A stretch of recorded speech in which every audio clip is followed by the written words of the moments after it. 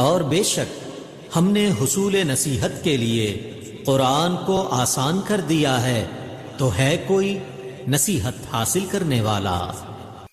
بسم اللہ الرحمن الرحیم۔ شروع اللہ کے نام سے جو بڑا مہربان اور رحم کرنے والا ہے۔ السلام علیکم ورحمۃ اللہ وبرکاتہ۔ کیسے ہیں آپ سب؟ میری دعا ہے اللہ تعالیٰ سب کو صحت و عافیت کی بہترین حالت میں رکھے۔ اللہ تعالیٰ آپ کے گرد گھومنے والے ہر شر کو خیر میں بدل دے، آمین یا رب العالمین۔ آج ہم سورہ یاسین کی آیت نمبر 41 اور 42 میں کی جانے والی ان مسٹیکس کو درست کریں گے جو تلاوت کے دوران بہت سے لوگ کرتے ہیں۔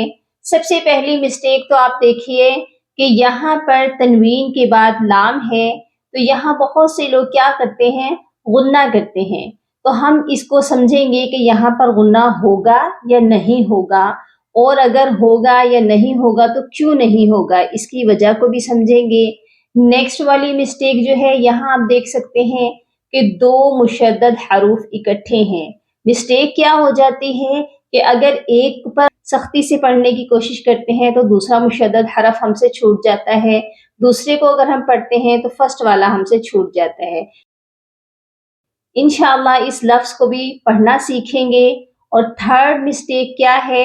یہاں پر آپ دیکھیے 3 میم اکٹھے ہیں، 2 اس میں مشدد ہیں اور ایک ساکن ہے۔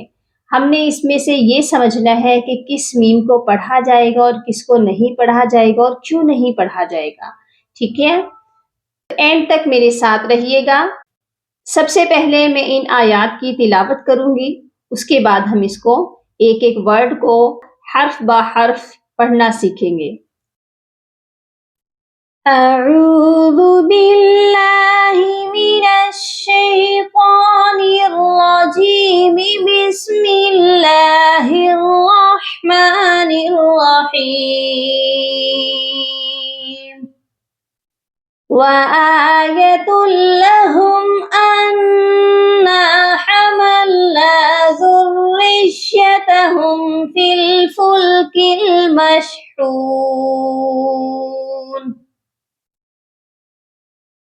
وَخَلَقْنَا لَهُم مِّن مِّثْلِهِ مَا يَرْكَبُونَ۔ سب سے پہلے وَآیَةٌ لَهُمْ، یہاں پر دیکھیے تنوین کے بعد لام ہے، یہاں ہم غنہ نہیں کریں گے، یہاں صرف ادغام کریں گے، یعنی ہم ملائیں گے لیکن بغیر غنے کے۔ یہاں پر وَآیَةٌ تنوین کی آواز نہیں آئے گی، بلکہ یہ پڑھا جائے گا وَآیَةٌ، تا کو ہم ڈائریکٹ لام کے ساتھ ملائیں گے اور سختی سے ملائیں گے، بغیر غنے کے ملائیں گے۔ اَنَّا، نون مشدد ہے، یہاں پر لازمی غنہ کیا جائے گا۔ حَمَلْنَا ذُرِّيَّتَهُمْ، یہاں پر آپ دیکھیے کہ 2 مشدد حروف اکٹھے ہیں اور مشدد حرف کو سختی سے پڑھا جاتا ہے۔ ہم نے را کو بھی سختی سے پڑھنا ہے اور یا کو بھی سختی سے پڑھنا ہے اور 2 بار پڑھنا ہے۔ سب سے پہلے ذال کو را کے ساتھ ملائیں گے زر، پھر را کو دوبارہ پڑھیں گے رج۔ یہاں غلطی کیا ہوتی ہے؟ را کو جب یا کے ساتھ ملاتے ہیں، را یا زر ری، یا مدہ بنا دیتے ہیں، تو یہاں پر یا جو ہے وہ یا مشدد ہے، یا ساکن نہیں ہے، اسی لیے یہ یا مدہ نہیں ہے۔ یہ پڑھا جائے گا ذُرِّيَّتَهُمْ، یا پر بھی سختی اور را پر بھی سختی۔ فِي الْفُلْكِ الْمَشْحُونِ، فا کو لام کے ساتھ ملائیں گے، درمیان میں الف اور یا کو ہم نہیں پڑھیں گے، اور کاف کو بھی اگلی لام کے ساتھ ملائیں گے، اس کے درمیان میں بھی الف ہے، خالی الف ہے، اس کو ہم چھوڑ دیں گے۔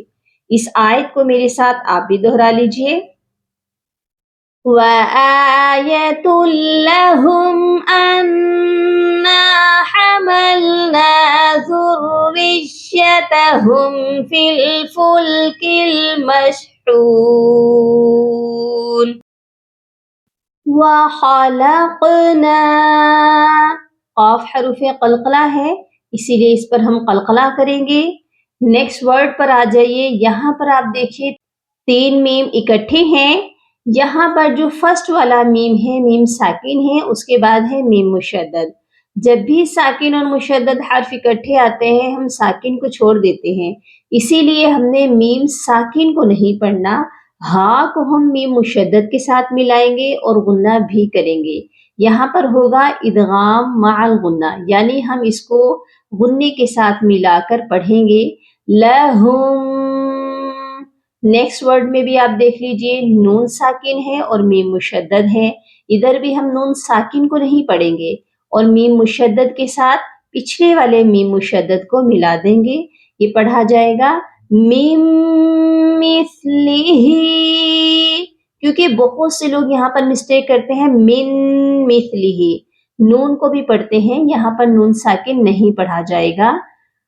ما یرکبون، را موٹا ہوگا اور کبون با کے ساتھ واو مدہ ہے، اس کو ایک الف کی مقدار لمبا کر کے پڑھا جائے گا.